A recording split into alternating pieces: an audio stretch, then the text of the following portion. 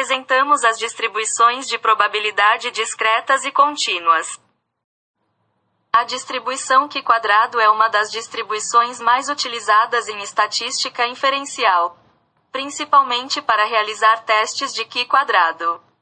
Este teste serve para avaliar quantitativamente a relação entre o resultado de um experimento e a distribuição esperada para o fenômeno.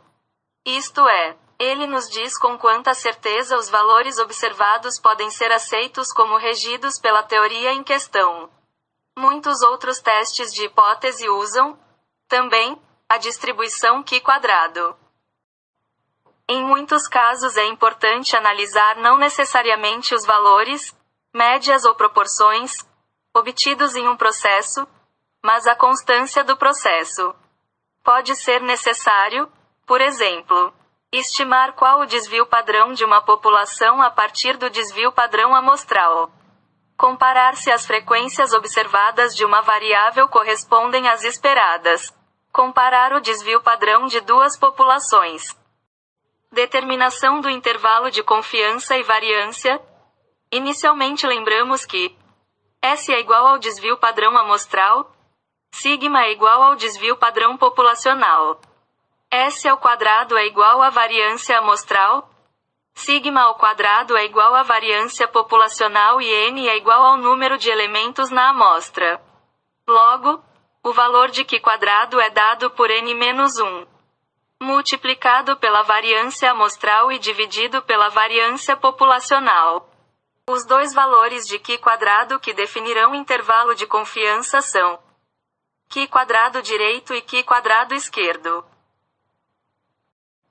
Encontrar os valores críticos para Q² direito e esquerdo para um intervalo de confiança de 90% e uma amostra de 20 elementos. O grau de liberdade é dado pelo número da amostra menos 1. Nesse caso, como o número da amostra é 20, nosso grau de liberdade é 19. A área da direita de Q² direito é nesse caso 0,05. Pois se trata de tudo localizado após Q² direito. E a área da direita de Q² esquerdo é tudo que se encontra à direita desse ponto, ou seja, devemos somar a área central com a área de Q² direito para obter a área de Q² esquerdo. Para buscar os valores tabelados devemos levar em consideração o valor do grau de liberdade. Neste caso o grau de liberdade é 19, então, na linha do 19 procuramos o alfa do Q² direito e esquerdo, que nesse caso são 0,05 e 0,95, representados por 30,144 e 10,117. Concluímos então que 90% da curva está situada entre os valores 10,117 e 30,144. Distribuição multinomial. A distribuição multinomial é o tipo de distribuição de probabilidade usada para calcular os resultados de experimentos envolvendo duas ou mais variáveis. Pode ser aplicada em várias áreas, assim como na ciência e nos investimentos, calculando a probabilidade de superar lucros. Também, a distribuição multinomial são experimentos com tentativas repetidas, assim como lançar os dados ou retirar uma bola de uma caixa e recolocar depois. A probabilidade dos resultados é a mesma e a quantidade de amostragem não muda. Entretanto, a função dessa distribuição é expressada por a probabilidade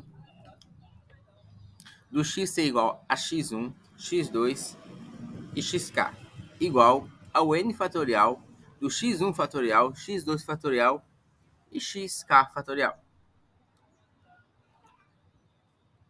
Probabilidade 1 do x1, probabilidade do 2 do x2, probabilidade de k do xk, aonde o n é x1 mais x2 mais xk. Usando um exemplo, aonde uma fábrica de lâmpadas coloridas produz 60% de lâmpadas verdes, 30% de lâmpada azul e 10% de lâmpadas amarelas. Qual a probabilidade de 5 lâmpadas selecionadas, ao acaso, sejam 2 verdes, uma azul e 2 amarelas? Resolvendo um exemplo, na distribuição multinominal,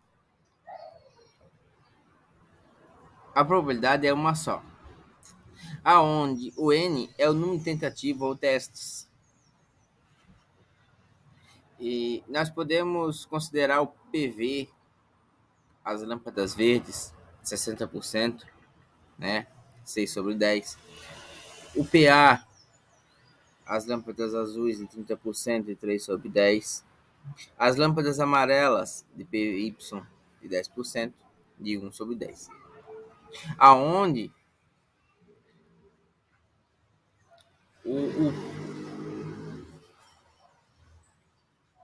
o XV é igual a 2.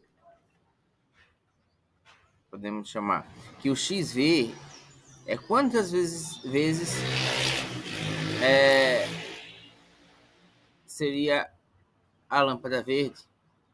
O XA referente à lâmpada azul e o XY referente à lâmpada amarela, que é 2. Então, com os dados que a gente retirou da questão, para nós resolver esse exemplo, nós temos a probabilidade do XV ser igual a 2, do XA ser igual a 1 e do XY ser igual a 2. Aonde é igual ao n fatorial. O n fatorial seria o nosso 2. O x1 seria o nosso 2 fatorial. O xa fatorial, que é o nosso 1, vezes o y2, que seria o nosso 2 fatorial. Vezes a nossa probabilidade do v elevado a xv, que seria 6 décimo elevado ao quadrado, vezes a probabilidade do a elevado a xa, que seria 3 décimo elevado a 1, vezes a probabilidade do y elevado a xy, que seria 1 sobre 10 elevado ao quadrado. Tendo isso, temos a nossa probabilidade, aonde o nosso 5 fatorial estaremos deixando ele fatorável até o 2, dividindo sobre os nossos 2 fatoriais de baixo, aonde nós podemos simplificar o 2, chegando a 5 vezes 4 vezes 3, que daria 60, dividido para 2 dá 30, aonde o nosso 6 décimo elevado ao quadrado ficaria 36 sobre 100. O nosso 3 décimo elevado a 1 ficaria 3 décimo, e 1 décimo elevado ao quadrado, que ficaria 1 sobre 100. 36 vezes 3 vezes 1 vai ficar 3.240, dividido pelo meu 100 vezes 10 vezes 100, que vai dar 100 mil. Então, resolvendo nosso problema ali, depois dessa nossa explicação, nós temos o 30 vezes o 108, que veio na nossa probabilidade, que vai ficar 3.240, dividido por 100 mil, aonde a nossa probabilidade ficará entre 0,03240. Distribuição hipogeométrica. A distribuição hipogeométrica é uma distribuição discreta que modela o número de eventos entre um tamanho amostral fixo quando você conhece o número total de itens da população onde vem a amostra. é uma função estatística discreta adequada para calcular a probabilidade de experimentos randomizados com dois resultados possíveis e aplicação quando o objetivo do cálculo da probabilidade é um evento que envolva o número de sucessos em que uma amostra selecionada aleatoriamente. A distribuição hipergeométrica é uma amostragem sem reposição, totalmente diferente da nossa distribuição anterior. A probabilidade de um sucesso muda a cada retirada, e ela é definida por três parâmetros: o tamanho da população, a contagem de eventos da população e o tamanho amostral.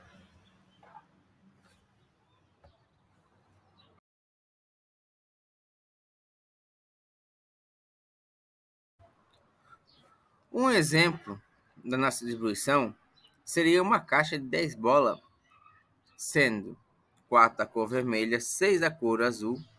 Retirar uma amostra de 3 bolas sem reposição. E qual a probabilidade de retirar 2 bolas vermelhas? Entretanto, para nós podermos resolver isso, nós precisamos saber da nossa combinação.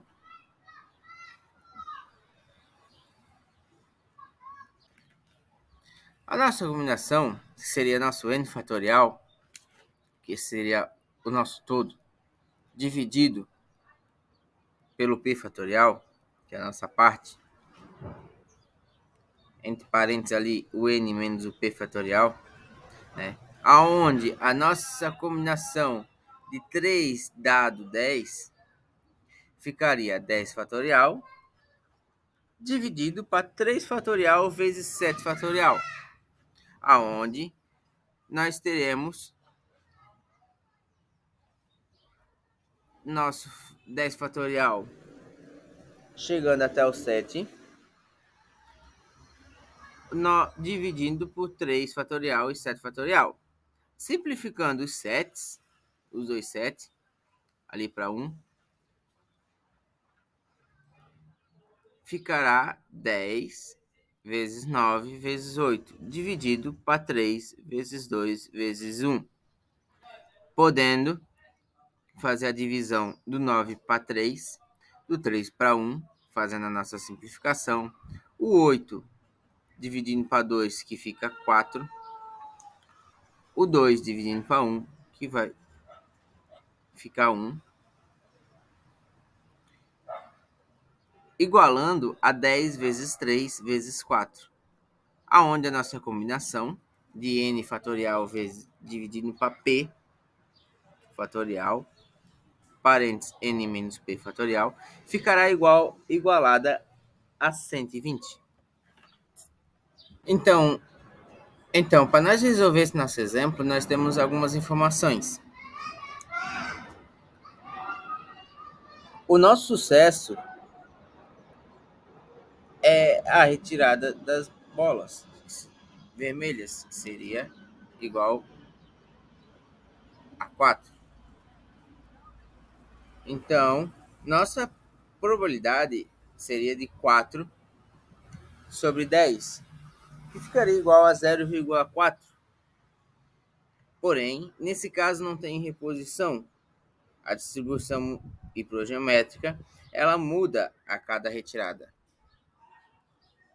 De 40%, de 0,4, não vai existir mais. Porque na segunda retirada, a gente não tem mais 10 bolas no todo. E eu não sei se eu tenho 4 bolas vermelhas, pode ser que eu tenha retirado uma vermelha, e aí eu só vou ter 3. Na terceira retirada, eu não tenho mais 10 no todo, eu tenho 8. Eu não sei quantas bolas vermelhas eu tenho. Então ficou tudo uma confusão aqui. E como é que a gente resolve essa confusão? A gente vai utilizar a distribuição hipergeométrica. A ideia é mais ou menos a seguinte: a gente tem um todo, que no nosso caso era a urna, onde eu tinha 10 bolas no total, então meu Nzão é 10, e o meu sucesso é a quantidade de bolas que me trazia sucesso, que lá no nosso caso era 4, então o nosso K é igual a 4 no caso da urna. E eu tenho aqui as falhas. As falhas vai ser o meu todo menos a minha quantidade de sucesso. Então vai ser Nzão menos K. No caso da urna, Nzão era 10, o K é 4, 10 menos 4 dá 6, porque a gente tinha 6 bolas azuis que nos traziam uma falha. E aqui a gente tem a parte, porque lá na nossa retirada, né, a gente tirou 3 bolas do nosso todo. Então, o nosso Nzinho é 3, que é a quantidade que eu tirei do todo. Dessa quantidade, eu tenho uma quantidade de sucessos, que eu não sei quanto é. Pode ser que eu tenha tirado uma bola vermelha, pode ser que eu tenha tirado 2, 3, nenhuma. Esse é o nosso Xzinho. E o número de falhas vai ser a minha parte, que eu retirei, menos o Xzinho. Porque, por exemplo, se eu tirei 2 bolas vermelhas, de um total de 3 bolas que eu retirei, eu falhei uma vez, que vai ser 3 menos 2, que é igual a 1.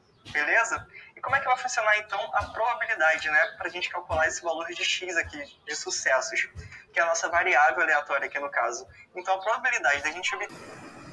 Então, para nós continuar resolvendo nosso problema, né? Nós vamos usar nossa fórmula, onde nossa probabilidade do nosso x ser igual a 2 vai ficar igual a nossa combinação de sucesso, que é o nosso 4 ao todo, dividido pelo que a gente quer obter, que é 2 sucesso, vezes a combinação das nossas falhas, que é o nosso 10 ao todo de bola, menos as nossas 4 vermelhas, dividido para as nossas 3 bolas retiradas, menos as 2 vermelhas. Isso tudo dividindo pela nossa combinação do todo, que é 10 sobre 3. Isso tudo ficará, então, de 4 sobre 2 vezes 6 sobre 1, dividido pelo nosso todo, que é da nossa combinação todo, que é 10.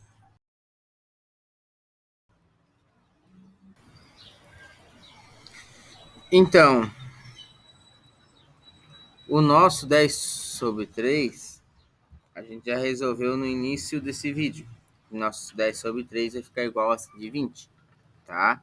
Então, a gente já vai deixar lá embaixo nosso 120. Então, nossa combinação de 4 sobre 2, né? A gente vai abrir o 4 fatorial até o 2 fatorial, dividindo por 2 fatorial e 2 fatorial. Podendo cortar esses 2 fatoriais ali que estão dividindo. E o 4, a gente pode simplificar por 2 também, para facilitar nosso cálculo ali.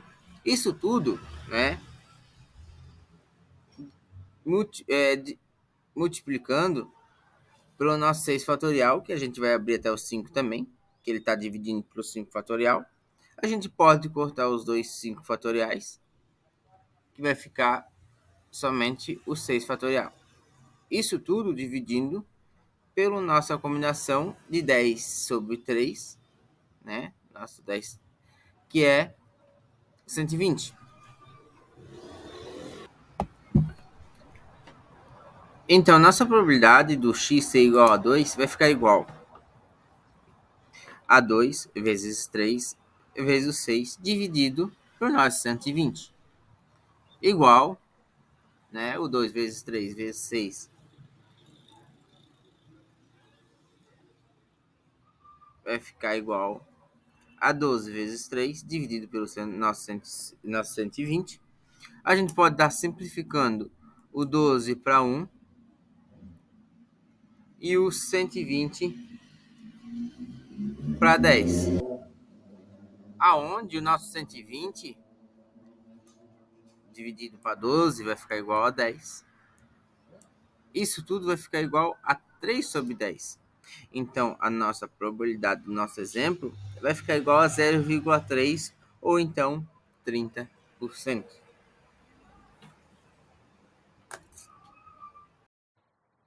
Na teoria das probabilidades, uma distribuição hiperexponencial é uma distribuição de probabilidade contínua cuja função densidade de probabilidade da variável aleatória x é dada pela função, onde cada yi é uma variável aleatória distribuída exponencialmente com parâmetro de taxa lambda i, e π é a probabilidade de x assumir a forma da distribuição exponencial com taxa lambda i. É chamada de distribuição hiperexponencial porque seu coeficiente de variação é maior que o da distribuição exponencial, cujo coeficiente de variação é 1, e da distribuição hipoexponencial, que possui coeficiente de variação menor que 1. Enquanto a distribuição exponencial é o análogo contínuo da distribuição geométrica. A distribuição hiperexponencial não é análoga à distribuição hipergeométrica. A distribuição hiperexponencial é um exemplo de densidade de mistura. Um exemplo de variável aleatória hiperexponencial pode ser visto no contexto da telefonia, onde, se alguém tiver um modem e um telefone, o uso da linha telefônica poderia ser modelado como uma distribuição hiperexponencial onde há probabilidade P de ele falar ao telefone com taxa lambda 1 e probabilidade Q deles usarem sua conexão de internet com taxa lambda 2. A distribuição de Gumbel, essa teoria de valores extremos, ela em especial, ela é muito importante em vários campos de pesquisa, né? Principalmente na estatística aplicada, quando os dados eles são correspondentes a medições que são físicas. Ela foi desenvolvida por Gumbel, por isso leva esse nome, em 1958, e ela é utilizada com mais frequência no estudo de fluxo de água, tanto de rios, de reservatórios, mas também de fenômenos meteorológicos, resistência de materiais, na aeronáutica, na geologia, na engenharia naval e outras áreas também. Ela tem sua aplicação tanto no caso de valores máximos como mínimos. A gente vai ver ali que a equação geral de Gumbel, ela tem uma equação para valores máximos e uma equação para valores mínimos. Então, temos os parâmetros que eles vão se repetir, mas em algumas peculiaridades de quando você for usar uma ou a outra, se você quer um valor máximo ou mínimo, você vai usar um parâmetro que tem para valores máximos e um para valores mínimos. Algumas equações são únicas. Essa distribuição ela tem sido aplicada com maior frequência, né, em pesquisas ligadas a fenômenos meteorológicos, principalmente no caso que a variável envolvida ela é referente a uma precipitação pluviométrica, que ela tem máximo e mínimo, né, em relação aos meses. E os objetivos, de uma forma geral, é estimar a precipitação máxima ou mínima provável em um determinado período, estabelecendo uma curva de intensidade de duração, de frequência, e determinando também o retomo das chuvas, nesse caso.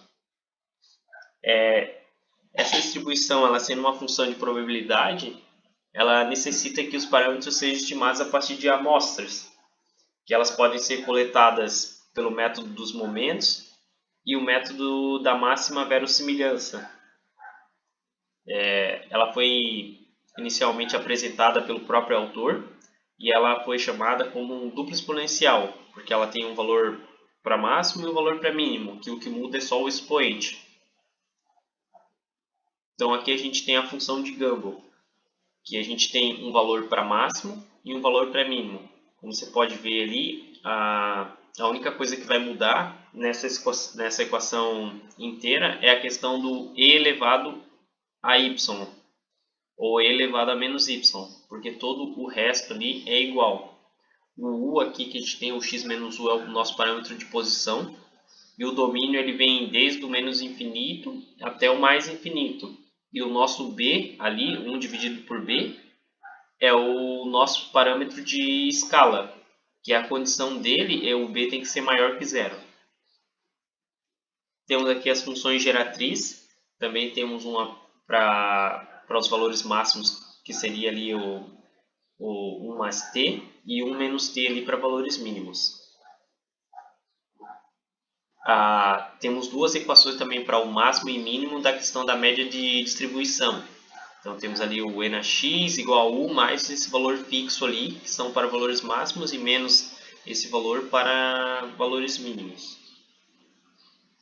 A equação do desvio padrão ela é uma só para máximo e mínimo.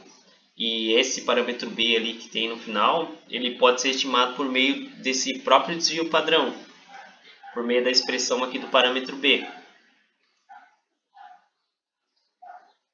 Temos a expressão do parâmetro de posição também, que serão os nossos u, né, para valor máximo e para valor mínimo. Ele pode ser também estimado através daquele desvio padrão falado anteriormente ali. E daí a gente tem os estimadores de verossimilhança. Temos para o parâmetro b e para o parâmetro u. A partir disso a gente vai substituir naquela fórmula e aplicar na equação, né? Conforme os dados coletados, a gente vai colocar aqui e a gente vai ter os resultados, né? A partir da análise. Um exemplo de utilização desse método principalmente ali, como eu acabei falando antes, que seria para a questão de precipitação de chuva. Sendo essa precipitação um processo aleatório, ele não permite uma previsão determinística com grande antecedência. O estudo das características de precipitação, eles são de grande interesse principalmente da engenharia e frequentemente aplicado nos projetos relacionados com recursos hídricos. Muitas organizações de segurança, principalmente de barragem, elas recomendam que seja feita a precipitação máxima provável, o PMP, para o caso de grandes obras e tal, que no caso do galgamento, que seria a água contida no reservatório, ultrapassar a crista da barragem e acabar levando o maciço à ruptura parcial ou total. Isso aí envolveria grandes riscos. Então, dessa forma, com esse estudo, eles vão ter uma margem para saber ali o quanto que eles vão poder armazenar de água e tendo em vista o período de cheia e o período de seca, né? Como podemos ver ali. A distribuição de Dagun transmutada. Antes mesmo dessa teoria surgir, teve uma primeira teoria que foi o método de Pareto, de 1895, 96 e 97. Só que Dagun ele estudou esses métodos, mas ele alterou algumas coisas por ver que a questão da log normal e da gama elas falhavam. Então ele propôs uma nova teoria, que levou esse nome de modelo de Dagun. Esse modelo foi originalmente proposto para estudar dados de renda. Ao longo dos anos, diversos autores passaram a estudar e aplicar esse método em diferentes contextos. Isso levou ao surgimento de uma grande generalização e umas formas modificadas dessa distribuição. A função de distribuição acumulada, FDA, e a função de densidade de probabilidade, FDP. Elas são membros ali da distribuição de Dagun. A função de distribuição acumulada, FDA, ela é composta aqui por essa equação, sendo que os parâmetros de forma eles têm que ser maior que zero. Também o x, o beta, o delta, que são parâmetros de forma, e o lambda, que seria o nosso parâmetro de escala, eles têm que ser maior que zero para validar a equação. E a função de densibilidade probabilística. Ela também é um pouco, a variação é bem pouca dessa aqui, da função de distribuição acumulada. Ela tem alguns elementos ali na frente, que seriam essa função, e ela mantém as mesmas condições de existência. Então, o nosso x, o nosso beta, o nosso delta e o nosso lambda, eles têm que ser maior que zero. O beta e o delta ainda continuam sendo parâmetro de escala, e o lambda é o nosso de forma, e o nosso lambda é o parâmetro de escala. Temos a função aqui do résimo momento, que seria o nosso momento de ordem R. Temos essa função beta que a gente vai acabar substituindo ela ali onde tem a função B, na equação do momento de ordem R. E essa equação inteira a gente vai usar nos momentos resultantes de parâmetros do modelo. Mais à frente a gente vai mostrar a equação dela. A variável aleatória x. Uma variável aleatória x ela possui uma distribuição transmutada quando sua FDA, a fx, né, é dada por essa equação. Então, f de x aqui igual a 1 menos alfa g de x menos alfa g ao quadrado de x. Né? Então, ela tem uma FDP correspondente, que seria essa equação aqui de baixo, aqui, menos 2 alfa g.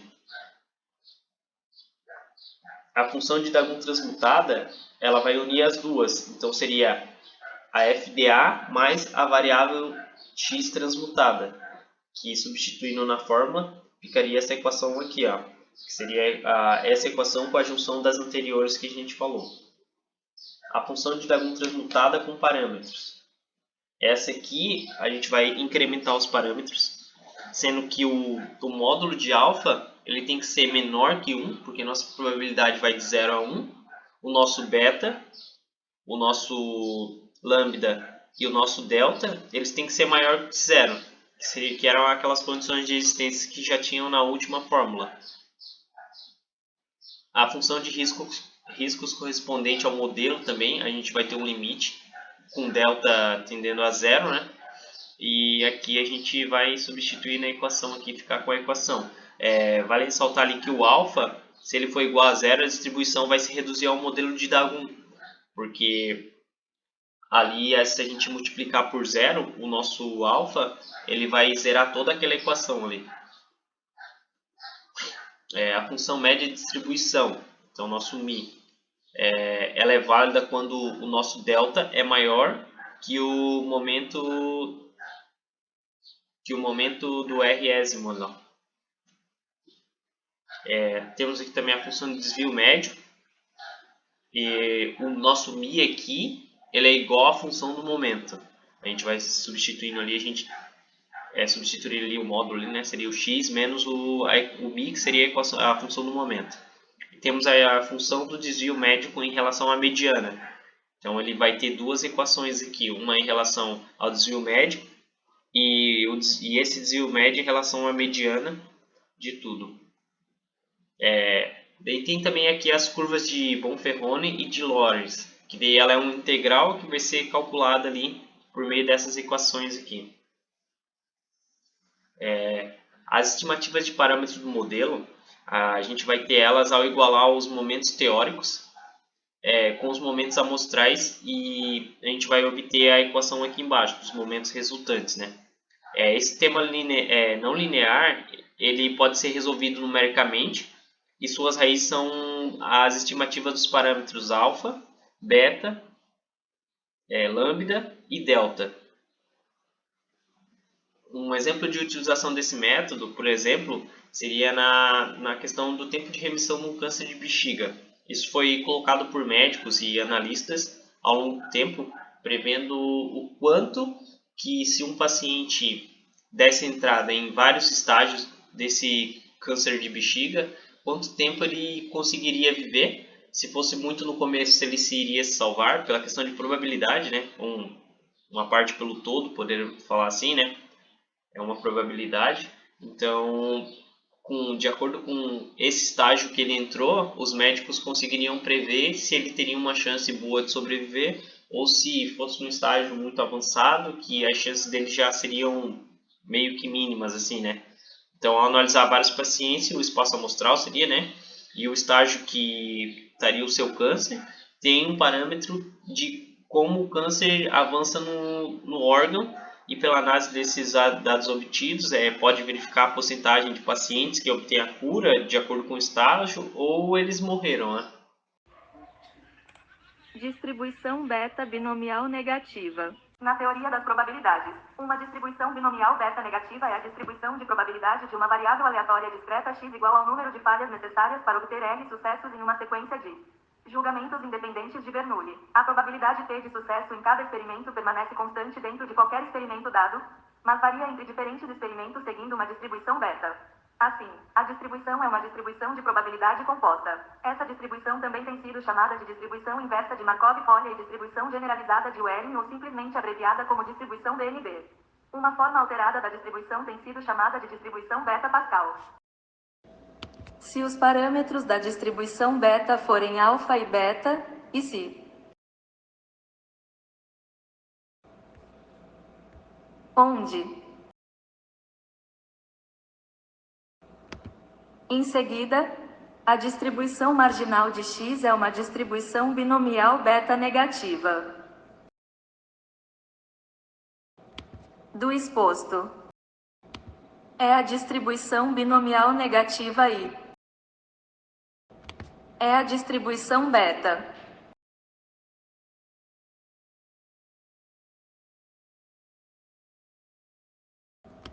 Denotando F.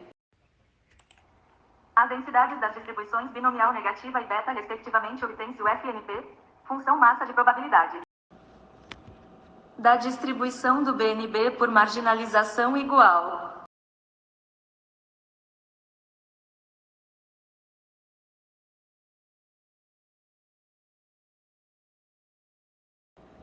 Lembrando que a integral avalia para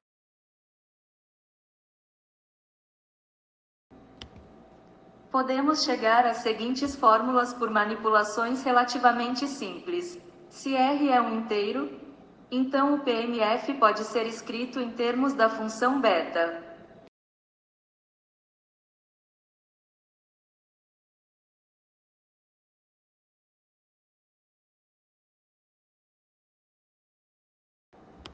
De forma mais geral, o PMF pode ser escrito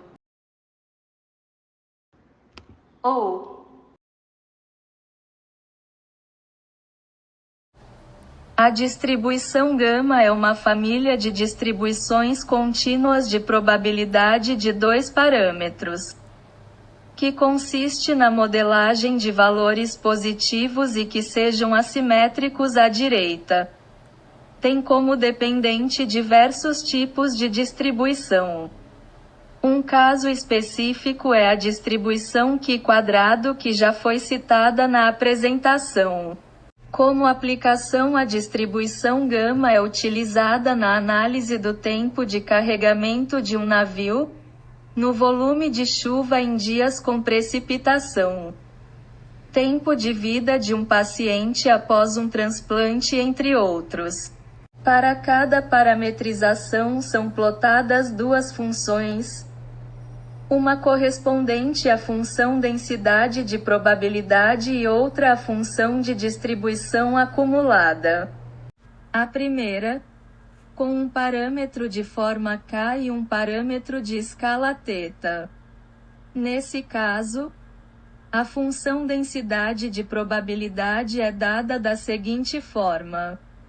E a função de distribuição é a função gama regularizada a seguir. Segunda, com um parâmetro de forma alfa igual a K e um parâmetro de escala inversa beta igual a 1 sobre θ, denotado parâmetro de taxa. A função de distribuição é a função gama regularizada. Como terceira e última, um parâmetro de forma K e um parâmetro média. Exemplo: a função gama pode ser utilizada para avaliar a duração do atendimento de cada cliente no caixa de um supermercado, onde a distribuição leva x igual a 12 e beta igual a 2. Para a atual análise, são plotados os gráficos a seguir. Qual a média do tempo dos atendimentos? Aplicando os valores na equação da média, sabe-se que a média do tempo dos atendimentos é igual a 6. B. Qual a probabilidade de um atendimento durar menos de 5 minutos?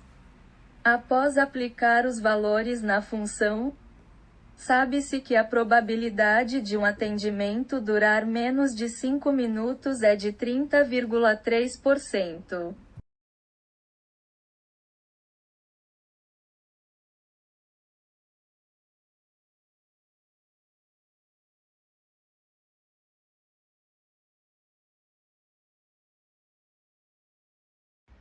Distribuição de Wiener. A função de distribuição de Wiener é usada no processamento de sinais como uma transformação na análise tempo-frequência. A função de distribuição de Wiener foi proposta pela primeira vez em física para dar conta de correções quânticas para a mecânica estatística clássica em 1932 por Eugene Wiener e é de importância na mecânica quântica no espaço de fase. Aqui uma comparação. Distribuição de quasi-probabilidade de Wiener, também chamada de função de Wiener ou distribuição de Wiener-Ville.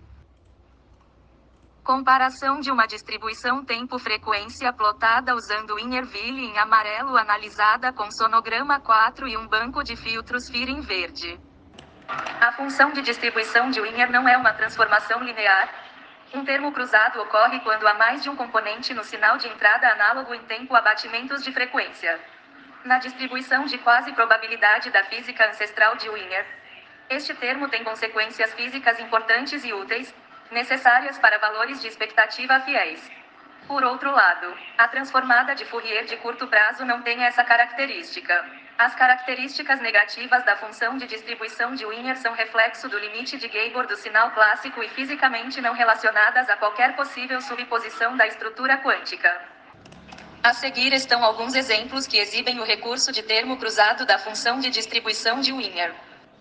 A fim de reduzir a dificuldade do termo, várias abordagens têm sido propostas na literatura, algumas delas levando a novas transformadas como a função de distribuição de Wiener modificada, a transformada de Gabor-Wiener, a função de distribuição de Choi-Williams e a distribuição de classes de Cohen.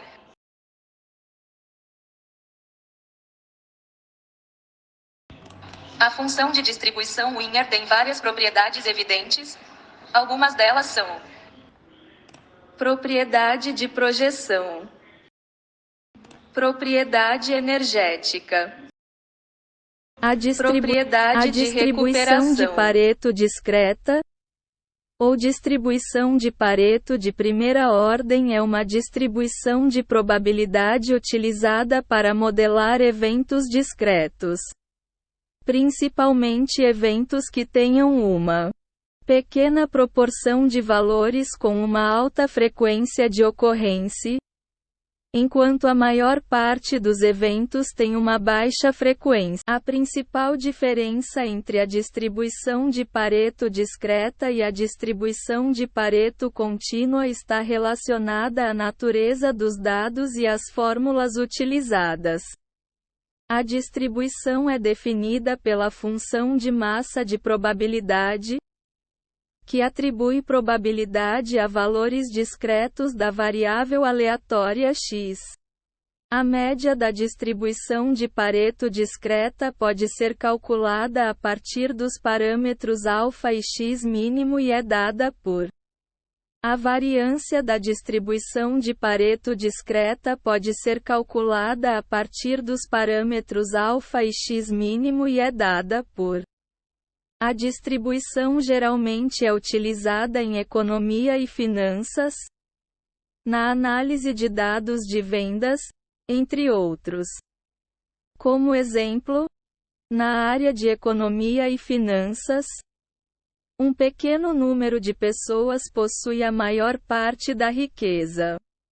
Na área de análise de dados de vendas, pequeno número de produtos gera a maioria da receita.